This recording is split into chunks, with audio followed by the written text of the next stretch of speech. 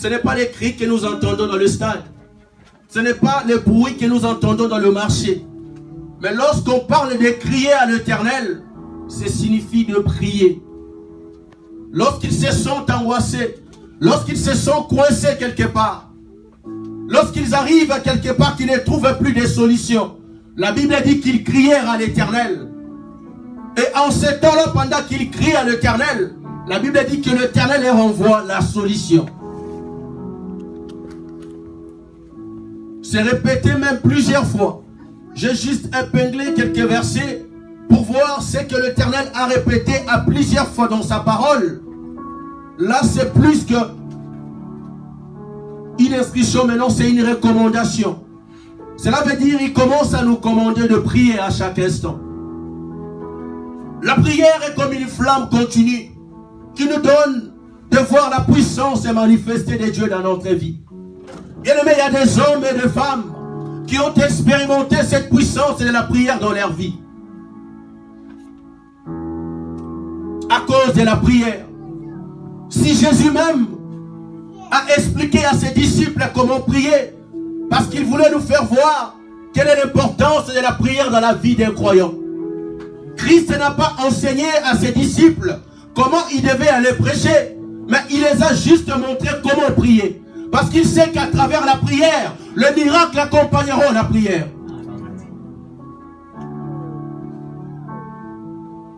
Christ lui-même, il n'a pas enseigné comment prêcher. Parce qu'il savait déjà, il leur donne ce qui est la base. C'était la prière. Lorsque les disciples de Christ, ils avaient vu comment Jean avait appris à ses disciples comment prier. Et ils sont venus aussi auprès de Christ pour dire, voici Jean a montré à ses disciples comment prier. Montre-nous aussi comment prier. Mais il n'avait pas demandé de leur montrer comment prêcher, comment aller évangéliser. Avant même de leur envoyer à évangéliser, il leur montra d'abord comment prier. Parce qu'il savait l'importance de la prière dans la vie des chrétiens. Oh, alléluia. Amen. Il a ainsi montré l'importance de la prière pour notre vie. Avant même de nous confier la mission d'aller apporter la bonne nouvelle sur toute la terre. Christ a commencé d'abord par ce qui est important. Cela veut dire, comme la prière est répétée à chaque fois. C'est maintenant une recommandation pour toi et pour moi. C'est maintenant une obligation de pouvoir prier. La Bible dit dans Psaume 84, le verset 11. Mieux vaut un jour dans tes parvis que 1000 ailleurs. Je préfère me tenir sur le seuil de la maison de mon Dieu plutôt que d'habiter sous les tentes de la méchanceté. Bien aimé, lorsque quelqu'un se tient sur le seuil de la maison de l'Éternel, c'est pour un seul but, c'est pour l'adorer, le louer et le remercier, bien aimé. C'est pour prier, c'est pour crier à l'Éternel. Parce qu'il sait que sur le seuil de la maison de l'Éternel, c'est là qu'il va répandre sa grâce. C'est là qu'il va répandre la bénédiction. Et c'est là qu'il va exaucer ce que je veux lui demander.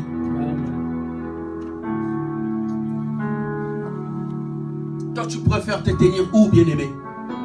Tu préfères passer ton temps où? Devant quoi, bien aimé? Aujourd'hui, bien aimé, si tu veux savoir le Dieu de tout un chacun, vois seulement avec quoi il consacre beaucoup son temps. Cela est devenu son idole. Aujourd'hui même, les chrétiens, ils sont entrés dans ce vallon de la doctrine, dans ces choses-là qui se passent aujourd'hui. On préfère passer beaucoup de temps dans les distractions, mais dans la présence des dieux. Maintenant, c'est la fatigue qui arrive. C'est la raison qui commence à arriver, bien-aimé. Comment gères-tu ton temps? Dans la journée, nous avons 24 heures. Combien de temps tu consacres au travail? Combien de temps tu consacres à l'œuvre de Dieu? Et combien de temps tu consacres à la prière? Demande-toi la question ce matin. Écoutez, bien-aimé, je ne suis pas venu vous condamner ce matin. Je ne suis pas venu vous dire que vous êtes faible. Mais je suis venu réveiller un héros ce matin. Je suis venu réveiller un héros qui dormait, qui ne savait pas l'importance de la prière dans sa vie. Amen.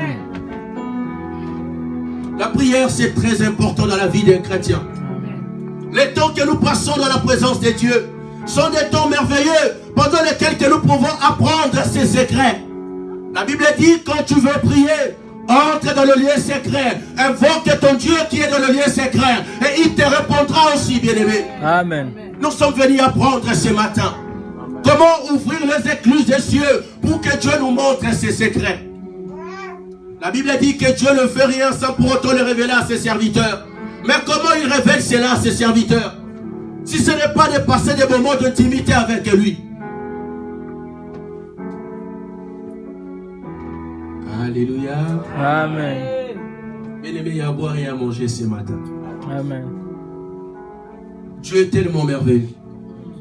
Il est tellement amour, il est fidèle. Il ne voulait pas nous laisser être scandalisés.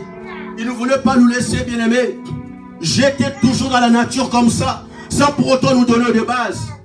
Mais il savait, lorsque je leur ai appris comment prier, la suite viendra après. Ils comprendront que pour passer ces obstacles, pour passer ces barrières, il faut la prière. Il faut crier à l'Éternel afin qu'il fasse descendre son armée céleste pour que les choses se passent mieux.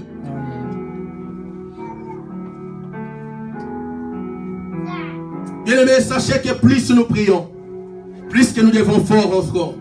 Et moins nous prions, c'est plus que nous nous affaiblissons encore. C'est le contraire. Lorsque tu passes beaucoup de temps dans la présence de Dieu, bien-aimé, cela te rend fort. Les démons vont te fuir.